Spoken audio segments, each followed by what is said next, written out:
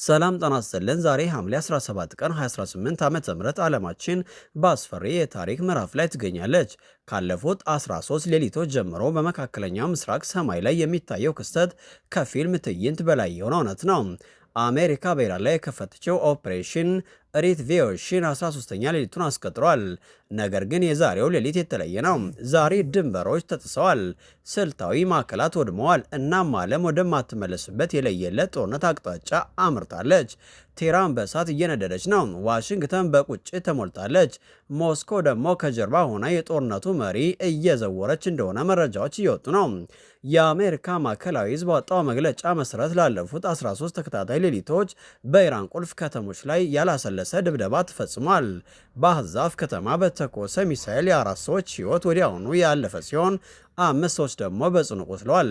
ጥቃቱ በዚህ ብቻ አላበቃም። በታሪካዊቷ የኳራማባድ ከተማ በጃስክ ወደብ በባንደር አባስና ስልታዊ ጠቀሜታ ባላቸው የቄሽም ደሴቶች ላይ ኃይለኛ ፍንዳታዎች ሌሊቱን ሲያስተጋቡ አድረዋል። የዓይን እማኞች እንደሚሉት ሰማዩ በሚሳኤል ብልጭታ ቀልጦ ታይቷል። የኢራን ኢንዱስትሪና የጦር መሳሪያ ማከማቻዎች ኢላማ ውስጥ መግባታቸውን ተከትሎ የሀገሪቱ ምጣኔ ሀብትና የደህንነት መዋቅር በከፍተኛ አደጋ ላይ ወድቋል። ኢራን ግን ይህን ሁሉ ድብደባ ዝም ብላ አልተቀበለችም። የኢራን አብዮታዊ ዘበኛ ባልጠበቀ ፍጥነት ምላሽ ሰጥቷል። በኢራቅ የሚገኘው የኤርቤል ዓለም አቀፍ አውሮፕላን ማረፊያ በኢራን የፈንጂ ድሮኖች ተከቧል። ድሮኖቹ በአውሮፕላን ማረፊያው አቅራቢያ መከስከሳቸውን ተከትሎ ማረፊያው ለደህንነት ሲባል ሙሉ በሙሉ እንዲዘጋ ተደርጓል። የበለጠ የሚያስደነግጠው ግን የኢራን ጦር በዮርዳኖስ የሚገኘውን አልዛራቅ የተሰኘውን ግዙፍ የአሜሪካ አየር ኃይል ጦር ሰፈር በከባድ ሚሳኤሎች መምታቱን በይፋ ማወጁ ነው። ይህ ድርጊት ዮርዳኖስን፣ ኩዌትን እና ባህሬንን በቀጥታ ወደ ጦርነቱ ቀጠና እየሳባቸው ነው። በኩዌትና በባህሬን ሰማይ ላይ የሚሳኤል መከላከያ ድምጾች ሌሊቱን ሙሉ ሲያስተጋቡ አድረዋል። ህዝቡን በከፍተኛ ድንጋጤ ውስጥ ይገኛል። አሁን ወደ እጅግ አነጋጋሪና ሚስጥራዊ መረጃ እንሸጋገር።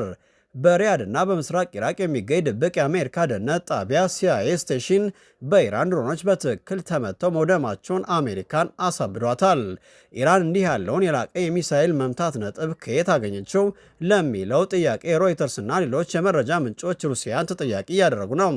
ሩሲያ ለኢራን ኮመርታ ኤም የተባለውን የሳተላይት መመሪያ ቴክኖሎጂ ሰጥታለች ተብሎ ይታመናል። ይህ ቴክኖሎጂ ድሮኖቹ የአሜሪካን ራዳርና የኤሌክትሮኒክስ መመዝገቢያዎችን ሰብረው እንዲያልፉ አስችሏቸዋል። የቀድሞው የሲአይኤ ባለስልጣን እንደሚሉት የሩሲያና የኢራን የቴክኖሎጂ ጥምረት በአሜሪካ ላይ የተቃጣ ታሪካዊ የደህንነት ጥሰት ነው ብለዋል። በቴህራን ጎዳናዎች ላይ የሚታየው ሁኔታ ደግሞ ጦርነቱ ወደ መጨረሻው ምዕራፍ መሸጋገሩን ያሳያል። በአንድ አስደንጋጭ የቴሌቪዥን ስርጭት የኢራን መንግስት ቴሌቪዥን ጋዜጠኛ በቀጥታ ስርጭት ላይ ስናይፐር መሳሪያ ይዞ በመቅረብ የሀገሪቱን ዝግጁነት አውጇል። ይህ ምስል በዓለም አቀፍ ማህበራዊ ሚዲያዎች ላይ እንደ ሰደድ እሳት ተሰራጭቷል። በተጨማሪም የኢራን መንግስት ለሲቪል ዜጎች AK-47 ጠመንጃ አጠቃቀምና የመከላከያ ስልቶችን በቴሌቪዥን ማስተማር ጀምረዋል። ትምህርት ቤትና የህዝብ መሰብሰቢያዎች ወደ ወታደራዊ ማሰልጠኛነት ተቀይረዋል። ኢራን ለረጅም ጊዜ የሚዘልቅ የህዝብ ጦርነት እያወጀች መሆኑ ግልጽ ነው። ይህ ጦርነት በቤታችሁ ባለው የኑሮ ውድነት ላይ ቀጥተኛ ተጽዕኖ ሊያሳድር ነው።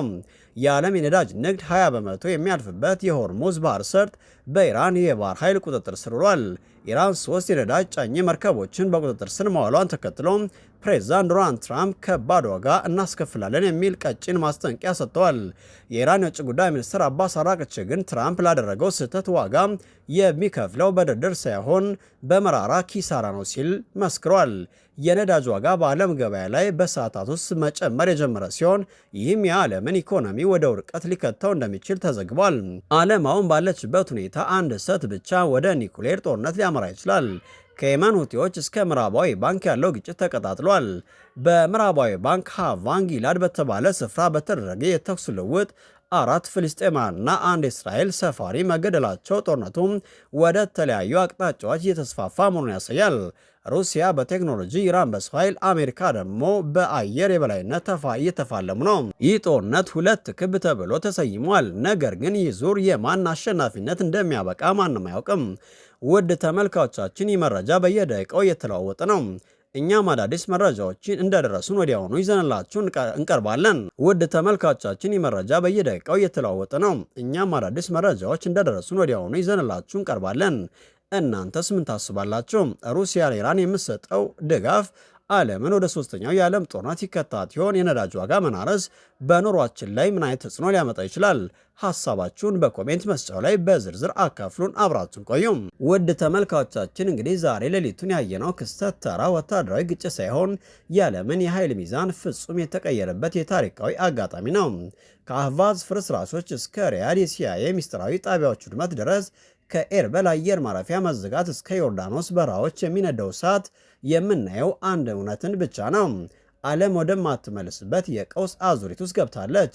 ዛሬ ሌሊት በኢራን ሰማይ ላይ የታየው የሚሳኤል ነበልባል ነገ በቤታችን በምጣኔ ሀብታችንና በዓለም ሰላም ላይ የሚያሳድረው ተጽዕኖ እጅግ የከፋ ነው። ሩሲያ ከጀርባ ሆና በቴክኖሎጂ የደገፈቻቸው የኢራን ድሮኖች አሜሪካ ለዓመታት የገነባቸውን የማይበገር የደህንነት መከላከያ ክፉኛ ሰብረውታል። ይህ ጥምረት ለዋሽንግተን ብቻ ሳይሆን ለመላው ምዕራባውያን ትልቅ የማስጠንቀቂያ ደወል ነው። ኢራን ዜጎቿን በኤኬ 47 እያሰለጠነች ባለችበት ጋዜጠኛው ስናይፐር ጨብጠው በቀጥታ ስርጭት በሚቀርቡበት እና የሆርሙዝ ባህረ ሰርጥ እንደ ጉሮሮ በታነቀበት በዚህ ሰዓት እያንዳንዳችን ነገ ምን እንደሚፈጠር በትኩረት ልንከታተል ይገባል። ይህ ክብ ሁለት ተብሎ የተሰየመው ጦርነት ኢራን ላለፉት ዓመታት ስታደቀው የነበረው የበቀል እርምጃ መጀመሪያ ይሆን ወይስ ዶናልድ ትራምፕ እንዳሉት ኢራን ከዚህ በፊት አይተው የማታውቀው ከባድ ዋጋ ትከፍል ይሆን? ጦርነቱ ወደ ኒውክሌር ግጭት የማምራት እድሉስ ምን ያክል ነው? የነዳጅ ዋጋ መናርና የዓለም ንግድ መስተጓጎል በኢትዮጵያና በሌሎች ሀገራት ላይ የሚያመጣው ቀውስስ እንዴት ይታያችኋል? እባካችሁ ሀሳባችሁ፣ ስጋታችሁና ጥልቅ ትንታኔያችሁን በኮሜንት መስጫ ላይ አስፍሩልን። እኛም እያንዳንዱን አስተያየታችሁን በጥንቃቄ እናነባለን። ምክንያቱም የእናንተ ድምፅ የዚህ ታሪካዊ ውይይት ዋና አካል ነው። ይህ ቪዲዮ ለብዙዎች እንዲደርስና ዓለም ስላለችበት አስፈሪ ሁኔታ ግንዛቤ እንዲፈጠር ላይክ በማድረግ እና ሼር በማድረግ ተባበሩን። ለቻናላችን አዲስ የሆናችሁ ይህንን የታሪካዊ ምዕራፍ ከኛ ጋር አብራችሁ እንድትከታተሉ አሁኑ ነው ሰብስክራይብ እንድታደርጉ በታላቅ አክብሮት እንጋብዛችኋለን። የደውል ምልክቷን መጫን እንዳትረሱ፣ ምክንያቱም በሚቀጥለው ደቂቃ የሚመጣው ሰበር ዜና የዓለምን ዕጣ ፈንታ የሚወስን ሊሆን ይችላል። እኛም በየሰከንዱ የሚወጣውን መረጃ እየተከታተልን በሌላ አስደንጋጭ ዘገባም በቅርቡ እንመለሳለን። እስከዚያው ድረስ አብራችሁን ስለሆናችሁ ከልብ እናመሰግናለን። ሰናይ ጊዜ። ለቻናላችን አዲስ የሆናችሁ ይህንን የታሪካዊ ምዕራፍ ከኛ ጋር አብራችሁ እንድትከታተሉ አሁኑ ነው ሰብስክራይብ እንድታደርጉ በታላቅ አክብሮት እንጋብዛችኋለን። የደውል ምልክቷን መጫን እንዳትረሱ፣ ምክንያቱም በሚቀጥለው ደቂቃ የሚመጣው ሰበር ዜና የዓለምን ዕጣ ፈንታ የሚወስን ሊሆን ይችላል። እኛም በየሰከንዱ የሚወጣውን መረጃ እየተከታተልን በሌላ አስደንጋጭ ዘገባም በቅርቡ እንመለሳለን። እስከዚያው ድረስ አብራችሁን ስለሆናችሁ ከልብ እናመሰግናለን። ሰናይ ጊዜ።